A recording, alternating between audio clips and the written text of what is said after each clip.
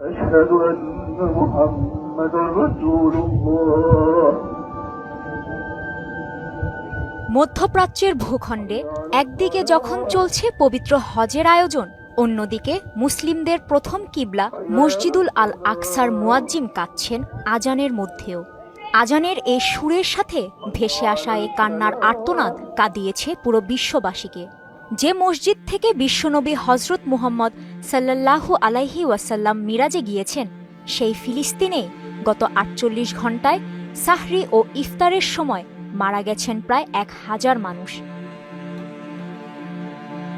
একদিকে আরব দেশের মুসলিমরা ইফতার সাজাচ্ছেন, অন্যদিকে স্বজনদের ছিন্ন ভিন্ন দেহ খুঁজতে ব্যস্ত ফিলিস্তিনের মুসলিমরা। প্রশ্ন হল, ফিলিস্তিন থেকে সৌদির দূরত্ব কত দূর? একই ধর্মের মানুষের জীবনে এক স্থানে কতই না আয়োজন, কতই না আনন্দ, অন্য স্থানে শুধু শোনা যায় আহাজারি আর হাহাকার। এক স্থানে ঈদকে কেন্দ্র করে উঠছে হামনাদের ধ্বনি, অন্য স্থানে শুধু বোমা বিস্ফোরণ আর গোলাবর্ষণের শব্দে যেন ঢাকা পড়ে যায় আর্তনাদ। যেখানে একদিনেই মারা গেছে ১৮৩ জন শিশু, তবুও নীরব কেন আরব দেশগুলো? মানবতা নামের শব্দটি কি বেমালুম হারিয়ে গেছে বিশ্ব থেকে? শুধু নিন্দা জানানো ছাড়া কিছুই করেনি ক্ষমতাধর আরব দেশগুলো।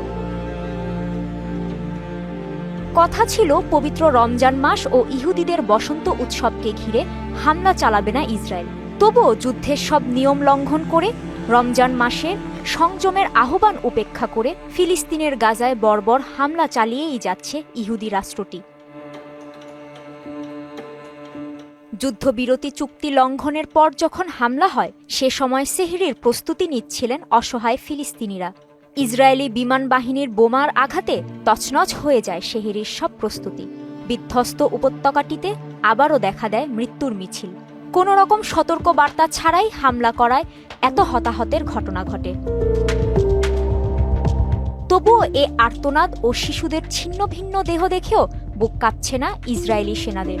নিরীহ মুসলিমদের ওপর বর্বরতা চালিয়েই যাচ্ছে ইসরায়েল, ফলে বেড়েই চলছে মৃতের সংখ্যা। ইসরায়েলি এ বর্বরতায় গাজায় গেল ৪৮ ঘণ্টায় প্রাণহানি বেড়ে দাঁড়িয়েছে ১,০৪০ জনে। এ হামলায় ৭০% শুধু নারী ও শিশু মারা গেছে। বুধবার রাতে উত্তর ও দক্ষিণ গাজায় বিমান হামলা চালিয়ে আরও ৭০ ফিলিস্তিনিকে হত্যা করেছে নেতানিয়াহু বাহিনী। এ নিয়ে গত ১.৫ বছরে ৪৯,৫৪৭ ছাড়ালো প্রাণহানি। এত লাশের সত্ত্বেও থামছে না ইসরায়েলের হামলা। শেষ প্রশ্ন থেকেই যায়, আর কত মুসলিমের রক্ত ঝরলে পিপাসা মিটবে নেতানিয়াহুর? কাজী শাহরিন, মোহনা ডিজিটাল।